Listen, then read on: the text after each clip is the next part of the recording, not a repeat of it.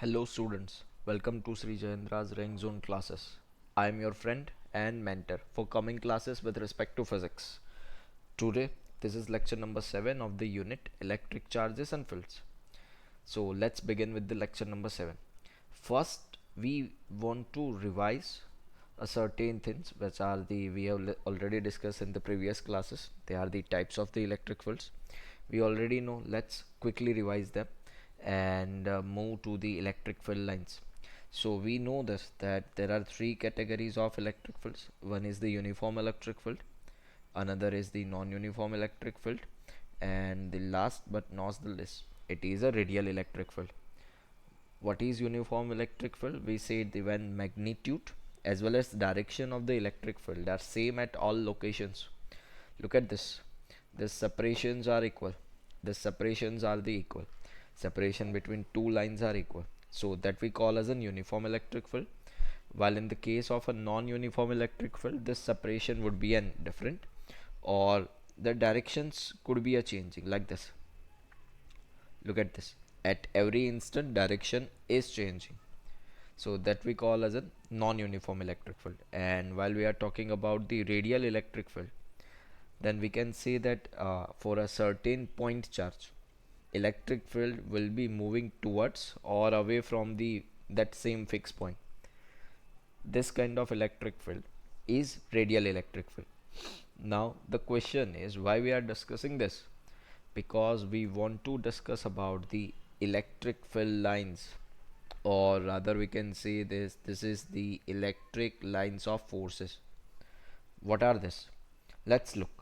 We can say that it is the path described by a small positive charge placed in an electric field. That is what we call as an electric lines of forces. Now the lines of forces due to different electric charges. Let's say I have taken a positive charge. Let's say I have taken a positive charge here, and I want to draw the electric field lines due to a positive charge alone. Then what I can observe is that electric field lines are moving radially away. Electric field lines are moving radially away. Let's look at this from the isolated positive charge. So as we have already discussed, if you remember this, that for positive charges, direction of electric field will be will be away from the charges. This is the reason behind it. Now if I take an isolated negative charge, what will happen? Think, the electric field lines will moving towards the charges. Electric field lines will moving towards the charges like this. So for positive charges, electric field lines are moving away from the charges. It is what we can say is this is radially outwards for positive charge, and for negative charge it is a radially inward. I hope these things are clear. Yes. Okay, very good. Now let's move to the next. Suppose we have a setup having two charges, but both charges are of same polarity. This is positive, this is positive. So on a very first note, tell me what is the nature of only positive charges, or I can say isolated positive charges. The electric field lines are radially outward. So look at this region. Look at this. Here all the electric field lines are moving from charge, and the direction is radially outward. Look at even this region. Here also the electric field lines are moving radially outward from the charges. Now look at this region, focus on this. Here what happens, that this is positive charge, this is positive charge. Due to these two charges are same in nature, their electric field lines will repel each other. This is the way to show repulsion between two lines. Yes, so this lines and this lines are repelling each other. Got it? Okay. Now let's think that if one of the charge is positive but other charge is negative, what would happen? If one of the charge is negative and another charge is positive, what things will be done? So for positive charges, electric field lines will moving outward. Look at this. For positive charges, electric field lines are moving outward. And for negative charges, electric field lines should moving inward. Look at this. Yes. So can I say that this electric field lines will be originating from the positive and moving towards the negative? Can I say this? Now look at these lines. This all lines represent that fact only. This all lines represent this fact only. So we can also say this. Look at this. This is the positive charge. This is the negative charge. There is a finite separation between these two. What this construction we can say? Yes, yes, you guess it correctly. It is that this construction can be considered as a dipole, and this diagram can be considered as a electric field lines for a dipole. Yes, okay. So please do remember these things. Now next, they are the plane conductors carrying equal but opposite charges. So look at this. These are the plate which is having a positive charge. This is the plate which is having a negative charges. So we know that for positive charges, electric field lines are moving from positive to negative, and for negative charges, electric field lines are moving radially inward. So from positive, electric field lines are originating, and for negative, it is a terminating at that point. Yes, clear? Yes. Now let's check it out very quickly. Properties of electric lines of forces. As we have already discussed, this electric lines of forces starts from the positive charge and it ends or it terminates at the negative point. They always originate or terminate at right angles. This is very very important to the surface of the charge. So when I say, let's say this is a positive charge, this electric field lines will be moving outward. This is correct, but this would be always a 90 degree. This would be always a 90 degree, or rather say, let's say if it would be a negative charge, if it would be a negative charge, then it would be moving radially inward. But again, this is 90 degree. This is always a 90 degree. So this electric lines of forces always originate or terminate at right angle to the surface of the charge. Next and third property, they do not pass through a conductor. This could not be the situation. This is absolutely correct. They never move along the conductor. They do not cross a conductor, or they do not pass through a conductor. Please do remember these things. Next, they never intersect each other. In case of two lines of forces intersect at a point, that means that at that point electric field has two direction. Now what does it mean? Let's look at this. Let's say electric line of force will be represented like this. Now where what would be the direction at this point? So to find out the direction of electric force on a positive taste charge, I can draw a tangent over here, and this tangent will give me the direction of electric force at this position. Now if I want to know the force at that point, what I can do, I can make a tangent. If I want to draw, or if I want to find it out, the force at this point, I can make a tangent at this point. Now now what would be the situation if two lines intersect? Let's say this is first line, and let's say this is second line. These two lines are intersecting here. So if I want to find out the direction of force at this point, so according to this line, force would be in this direction. According to this line, force would be in this direction. So at a same point or at a single point, there could not be a two direction of forces.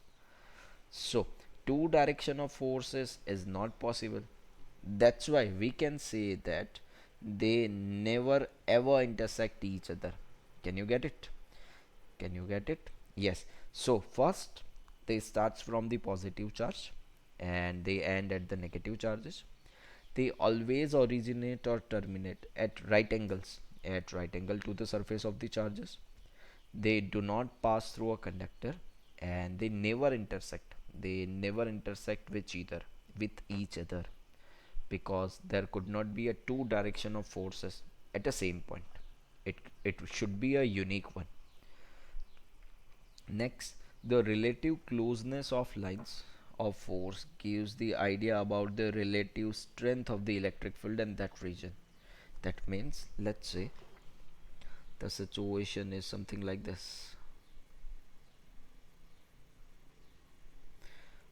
electric field at A, electric field at B, and let's say this is electric field at C. So, what I can guess is the difference between electric field at A and electric field B. Here the electric field lines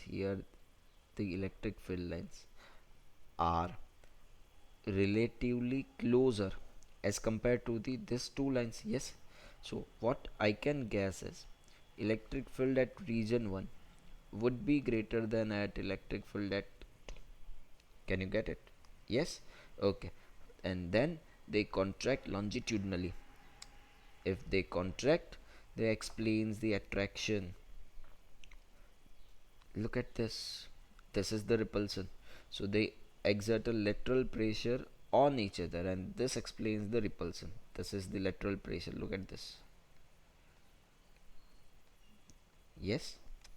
And in the construction of dipole we have seen their attraction also. So I hope these things are clear. Now let's quickly move to the certain MCQs based on this. Let's look at this. First, the electric lines of force is the path followed by a free. What it would be? Positive charge, negative charge, arbitrary charge, or zero charge. What it would be? Think. Yes, it is a positive charge. Yes, it is a force acting on that unit positive taste charge. Yes, let's move to the next. Which type of electric field is present in an isolated point charge? It's radial. Yes, correct. Very good. Next, at which angle? At which angle to the surface of the charge the electric lines of forces always originate and terminate? At which angle? Do you remember these things? I have discussed these things. Let's say this is positive taste charge. Here the lines are originating from this and this would be a 90-degree. This is negative taste charge. So lines would be terminating in this. Lines would be terminating in this and this is 90-degree. Yes. So this should be 90-degree. I want to discuss one more point. This is taste charge. Let's say positive. But this could not be the situation as electric lines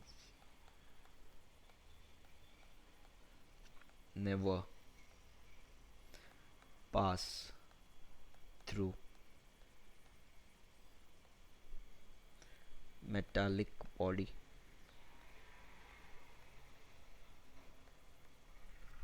Electric field lines or electric lines never pass through metallic body.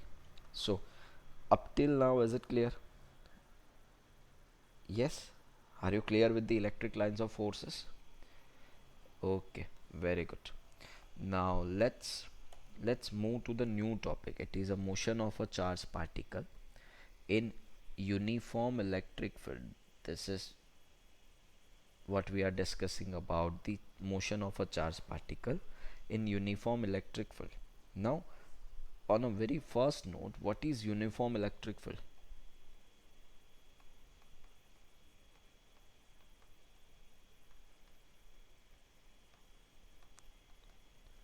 By definition we know, By definition we know that if magnitude and direction of electric field lines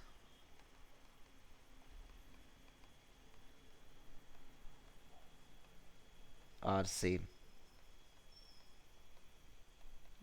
then field is uniform electric field. Uniform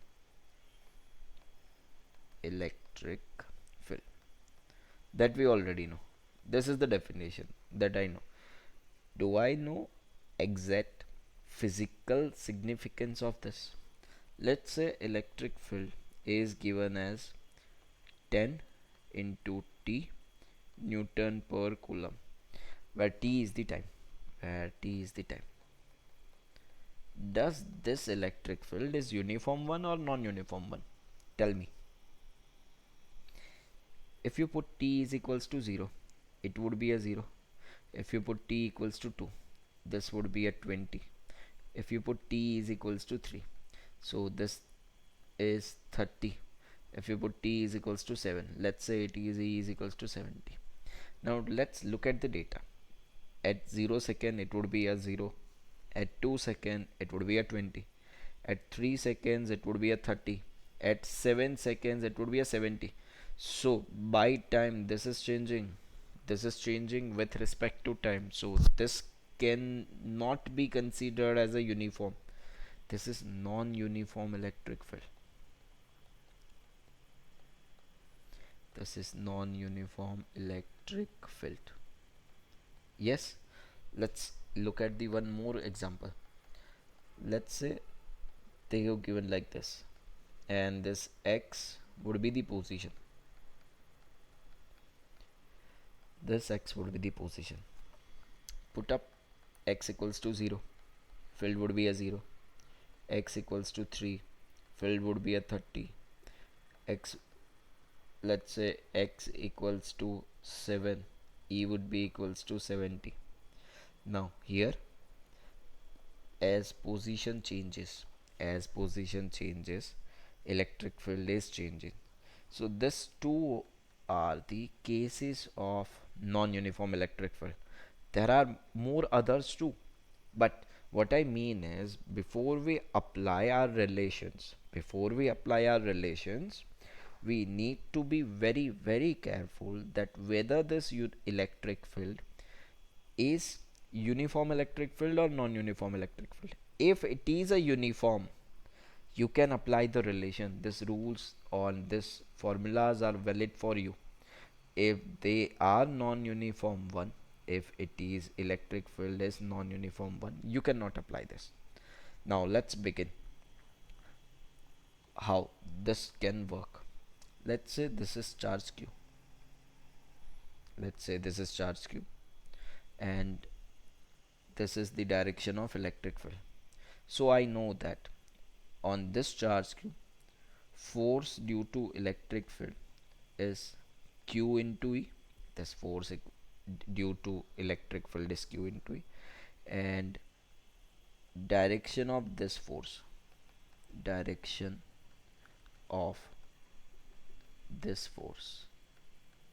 is same as direction of electric field. So direction of force and direction of field will be the same. This is the first case. Let's say second case. You have taken a minus q of charge, and direction of electric field would be in this situation. So at this point of time, magnitude would remain the same. Fe would be equals to q into e only. But direction of force, this is the direction of force. Direction of force is opposite. It is opposite to the direction of electric field. they are opposite. So for negative charge, whatever the direction of electric field, it would apply a force in the opposite direction, while if it would be a positive charge, it will apply a force on the same direction. So this is about the directions. Now let us discuss something about the magnitude. I know that F is equals to Q into E. Yes, force is equals to Q into E. And I even know that F could be written as a mass into acceleration. If this acceleration is due to the electric field, then I can compare this. I can write like this: ma is equals to qe. And if this would be the situation, I can write like this: a is equals to qe by m. Very, very important. Do remember this: a is equals to qe by m. This will help us a lot. Now let's look at the certain cases where this relations would be used. Let's suppose, consider the case 1. Consider the case 1 when a charged particle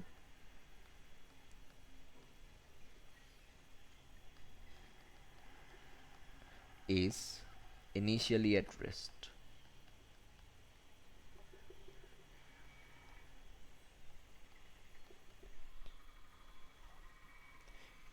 and it is placed in uniform electric field. It is initially at rest and it is placed in uniform electric field. Situation seems like this. This is Q. Initially it is at rest. And let's say suddenly we switch on the electric field in this direction. Now what happens? I am interested in two things. First, I am interested in velocity at time t, and second, distance traveled.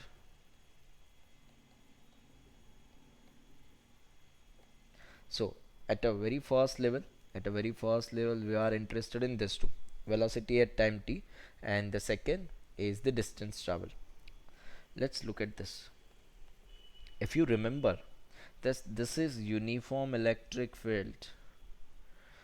In class 11, unit motion in a straight line, you have been studied that there are certain relations of motion for uniformly accelerated motion. Do remember, uniformly accelerated motion, the acceleration should be a constant. Here even this acceleration should be is equals to qe by m. As E is constant, because they said it's a uniform electric field, Q and M remains always constant, so this acceleration would be a constant. And when this acceleration is constant, you can apply that formula. So what I can write is V is equals to U plus AT. As they said, charged particle is initially at rest. So let's put U is equals to 0 and V would be equals to, for A I can replace with this is QE by M into T, where Q is the charge, M is the mass of a charge,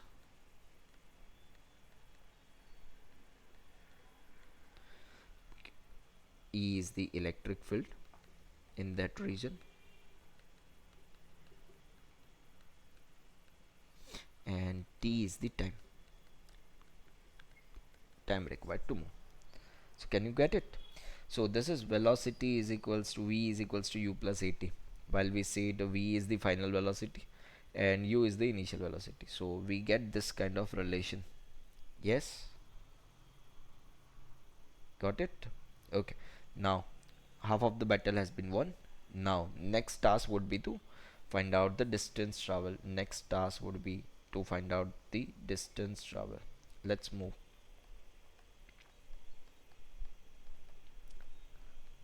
This is distance traveled in time t.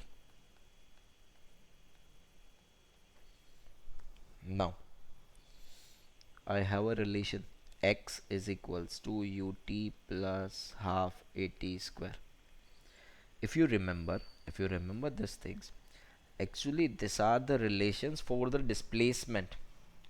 In a real manner, these are the distance, these are the relation for the displacement. But when particle is moving in a straight line, particle is moving in a straight line, the distance and displacement would be the equal. So I can write here that distance traveled in time t, and let's just assume that particle is not having any u-turn or any change in direction, and I am using this. What they have given was, they have given u is equals to 0. Particle was initially at rest. So I can write like this. This is x is equals to half multiplied by a multiplied by t square. If I am going to convert this for the a, this is equals to half into qe by m multiplied by t square. Yes. So so this is x directly proportional to the t square. This is x directly proportional to the t square. Got it? This is distance traveled in time t. Are you okay with this? Yes. Okay. If I can have a one more option, let's say in time t, let's say we want to find out the distance traveled in time t, and in position x, I want to find out this with two respect. First with respect to time, and second with respect to position. Think, do you have any relation which relates velocity, position and acceleration? Yes, we have this relation v square is equals to u square plus 2ax. So they have been given that u is equals to 0 as charge was initially at rest. So what I can get is v square should be is equals to 0 plus 2 into a into x. So that should be is equals to 2 into qe by m multiplied by x. So if I relate, this is v directly proportional to the root of x. Do remember these things. Do remember these things. This will help to define the trajectory. Okay. So am I clear up till now? Am I clear up till now?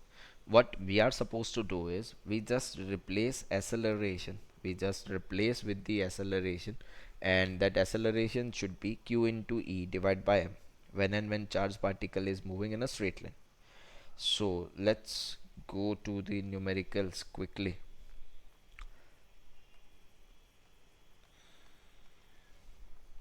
Let's say they have given a charge q which is initially at rest.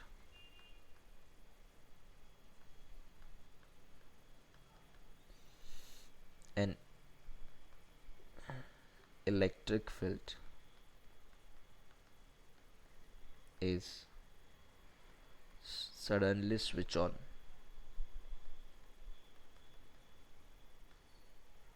having magnitude of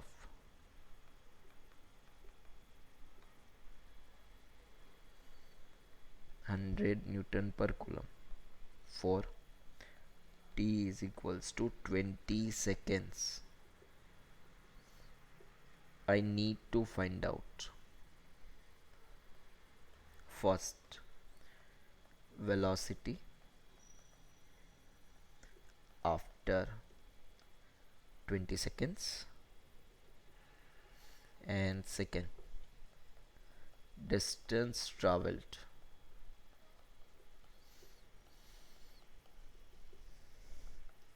in this time.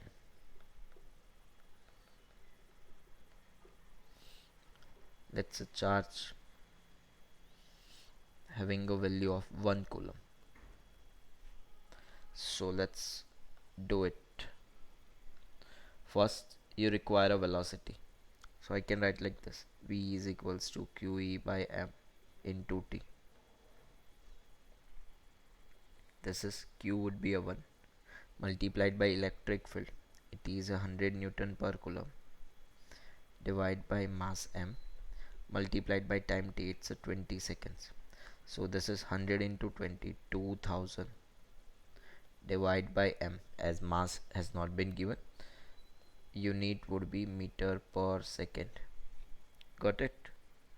Next, second, they ask about the distance. It's x is equals to half at square, and that should be equals to half into qe by m into t square. Now let's replace the values. Half multiplied by q would be the 1, electric field E would be the 100 divided by m multiplied by t square. This is 400. So if I solve this, this is 200. 1 2 3 4, this is 2 into 10 to the power 4 divided by m meter. This is the distance traveled. Yes, will you be able to use this? Will you able to solve this kind of questions? Let's look at this. Let's suppose a certain car is there, and mass of this car is 100 kg. Charge on this charge is, let's say, 10 coulomb. This is moving in this direction with a speed of 40 meter per second. Now you have applied an electric field. You have applied an electric field in this direction, and the value of an electric field will be 100 Newton per coulomb. Got it? A car is there having a mass of 100 kg and charge of 10 coulomb, which is moving in positive x direction. Let's say this is positive x direction, and electric field is given. Electric field is given in negative x direction, which should be 100 Newton per coulomb, which would be 100 Newton.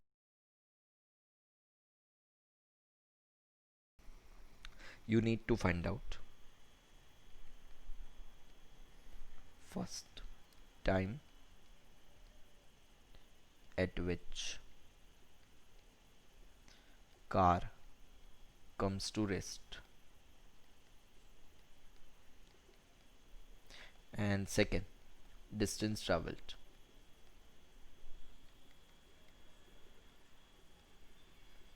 before coming to rest.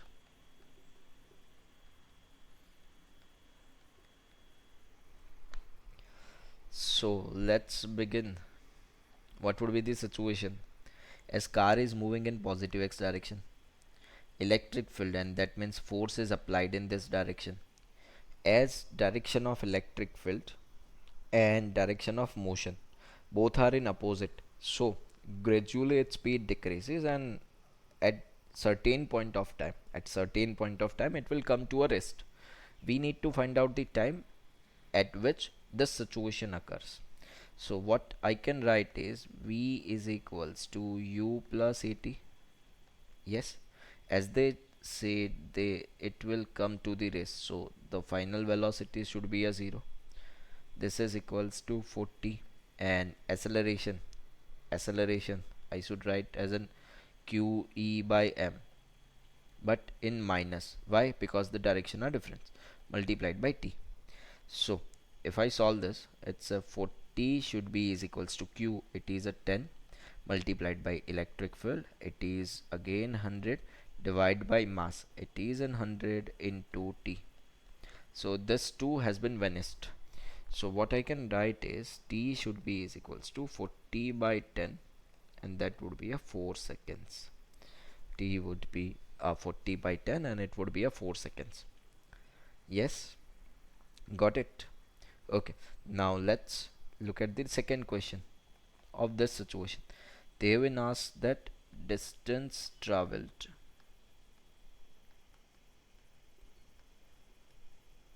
by car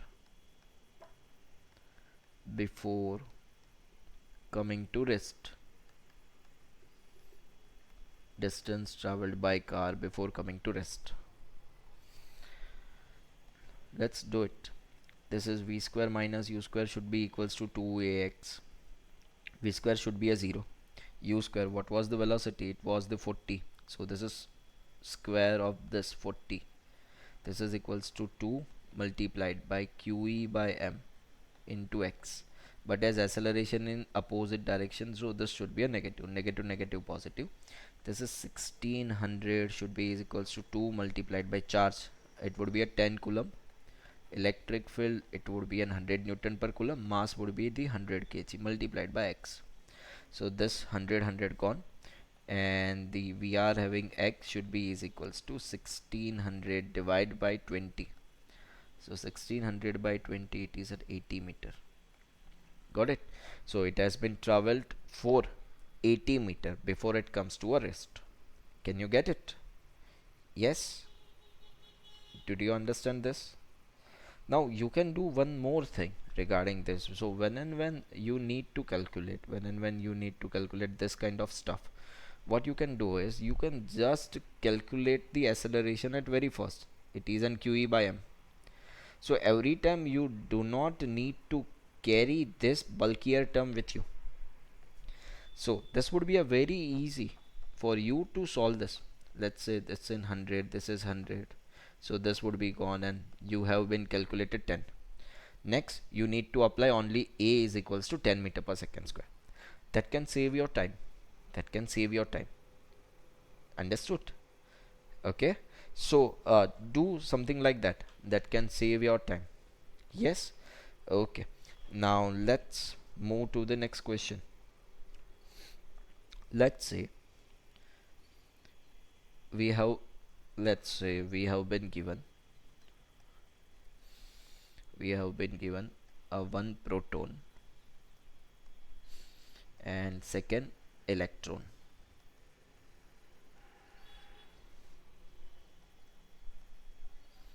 They are falling from rest in uniform electric field. They are falling from rest in uniform electric field. Yes. Now for proton, let's say it is a plus q. Direction of electric field would be in this direction. For electron, we reverse the direction of electric field. So it would be in this direction. I need to calculate time to travel, distance x vertically. While doing this, we are just going to ignore the effect of gravity. While you solve this, you need to just ignore the effect of gravity. How will you do it? Think, how will you do it?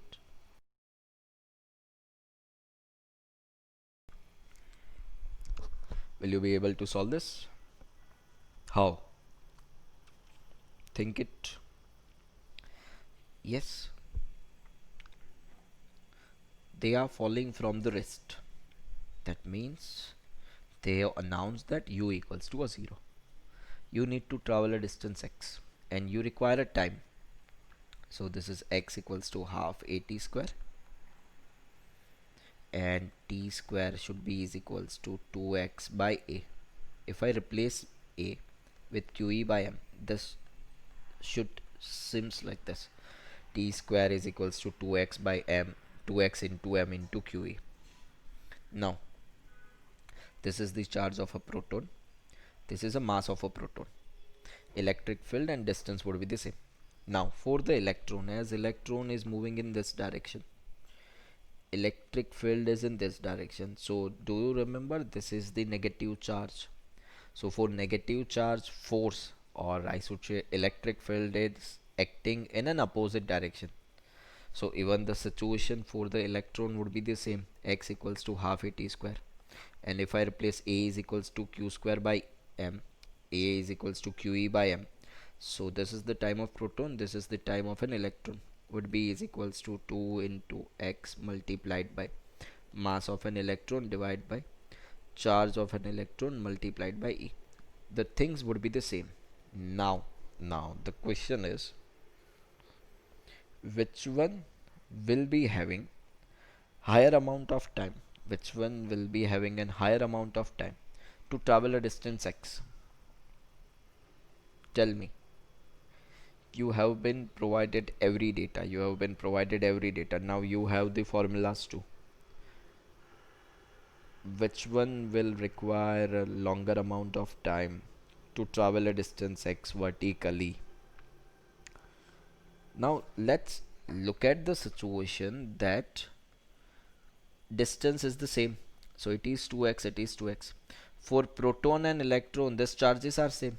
For proton and electron, these charges are same, they are moving in same electric field.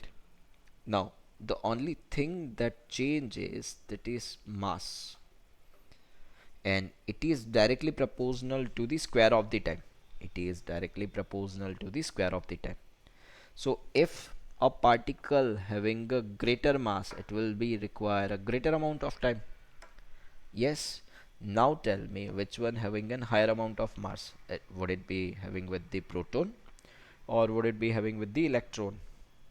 Yes, you know it very well, that mass of proton is approximately 1.67 into 10 to the power minus 27 kg, and mass of an electron, it is 9.1 into 10 to the power minus 31. So I know that mass of a proton is greater than mass of an electron, so time required by proton greater than time required by the electron.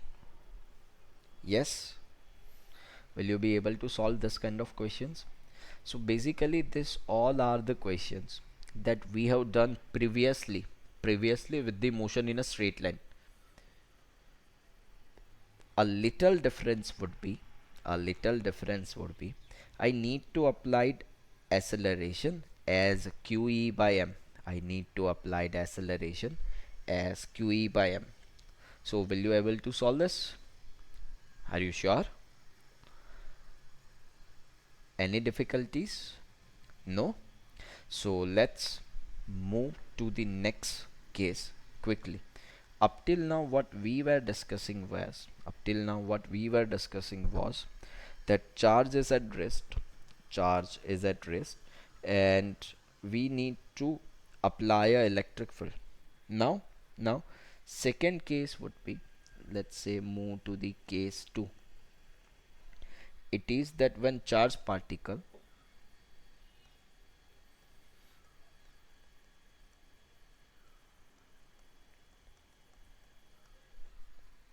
enters with an initial velocity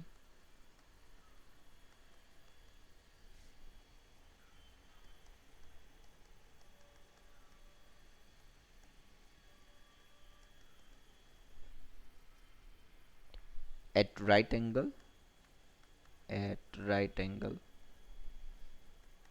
to uniform electric field.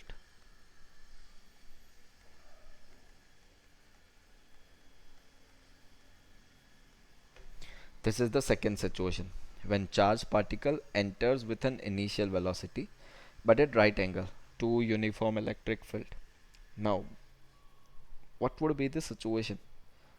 Can think like this. This is the motion of a charged particle. Let's say this is in x direction, so I should write it as an ui. A particle is having a positive charge and mass of it, let's say m, and electric field is applied in this direction, and as this direction it is a plus y, so I should write it as a plus j. Would it be clear? Now what happens? what happens? As your electric field is in this direction, so what I can write all the things is that my velocity u is equals to u I cap. My electric field, it is in j cap. Electric field is in j cap. So if I want to write an acceleration, I need to write F by m, which would be magnitude wise it would be a QE by m, and direction wise it is in j cap, it's a positive y. So this would be the situation. This would be the situation. Now let's apply the relations, but with a vector sign. With a vector sign, how it would be, let's look at this. Let's say r is equals to ut plus half at square. You have already studied this in fourth unit, motion in a plane.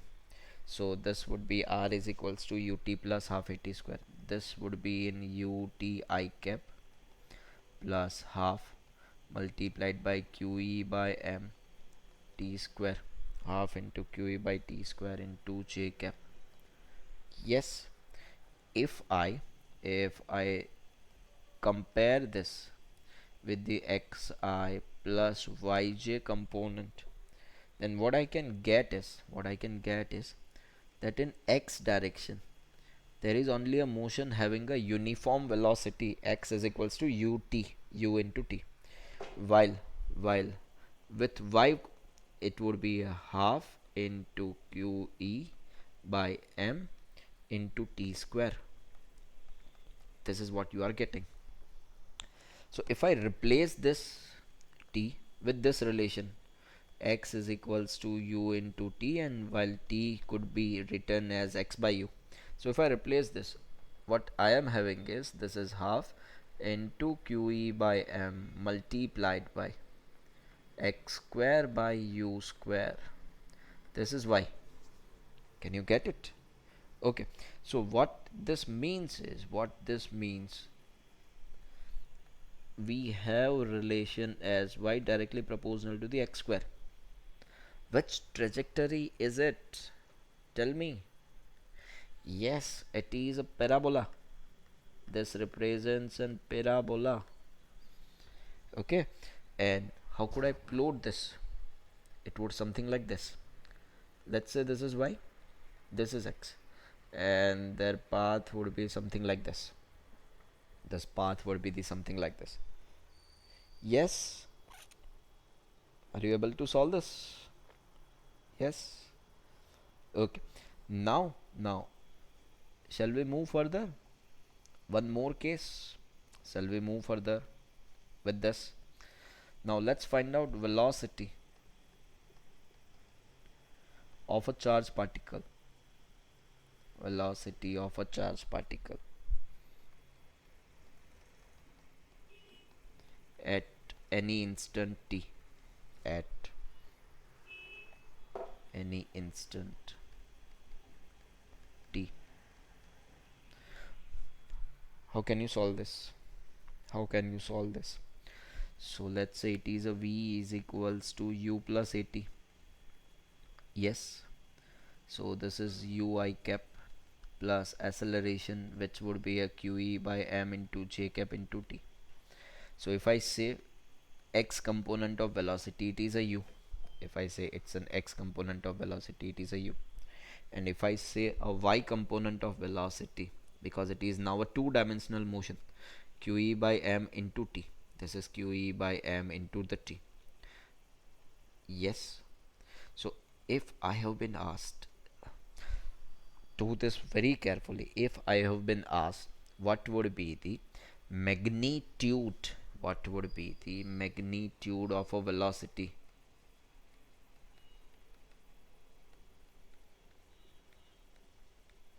how could I write this?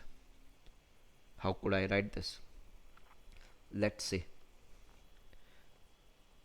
this is Vx. Let's say this is Vy. Both are having an angle of 90 degree. So when I find the magnitude, this I should write like this. This is Vx square plus Vy square. This is complete a vector only. We are not doing anything other than the vector. Yes. So have a very good command over a vector is required. So what I can write is V would be equals to under root of Vx square plus Vy square. Now, now this, if we replace the numbers, it would be a u square plus qe by m into t square whole square. This is what magnitude of the velocity would look like. Yes. And if I plot this, let's say this is Vx, let's say this is Vy, and this would be the V. Let's assume here it is a theta. So its deflection or its angle would be tan theta would be, let's say this is Vy. So even this would be the Vy that you understand. Yes. So tan theta would be equals to Vy by Vx. While you are doing this, you know that this is what is Vy, it's a qe by m, and what is Vx, it is a u, sorry, qe by m into t. So this would look like this. This is tan theta. Got it? Got it? Yes. Will you be able to solve like this? If any questions are there according to this, you can solve this. Will you be able to do it? Are you sure? Are you sure?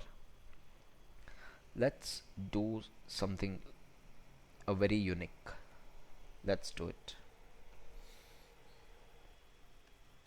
Suppose, did you remember the projectile motion?